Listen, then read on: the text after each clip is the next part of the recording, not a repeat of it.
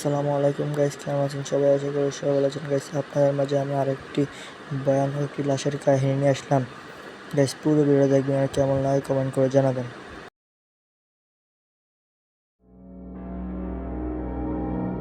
ঘটনাটি ঘটেছিল দোহার থানার চরজয়পাড়া নামক গ্রামের এসপি বাড়ির সামনে। সেই রাস্তায় যেখানে একটা কালভার্ট আছে আর তার ঠিক পাশেই আছে বড় একটা ঝোপ, যে জায়গার আরও একটি ঘটনা আমিও আর আগে সবার সাথে শেয়ার করেছি। এখন আমি সেই জায়গার আরও একটি ভয়ঙ্কর ঘটনা সম্পর্কে তুলে ধরছি। এই ঘটনাটি ঘটেছিল আজ থেকে প্রায় 7 থেকে 8 বছর আগের ঘটনা।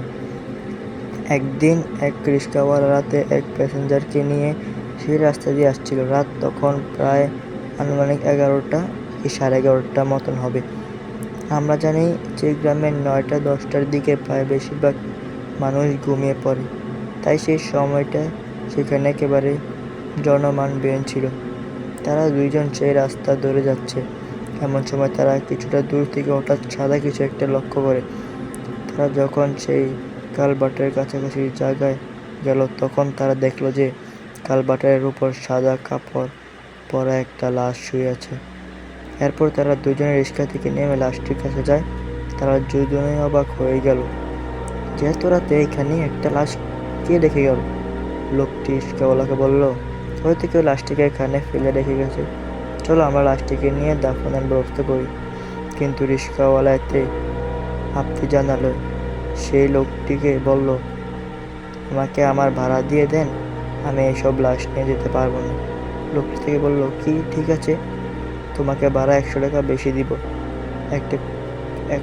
এক কথা শুনে রিক্সাওয়ালা লাশটি নিতে রাজি হয়।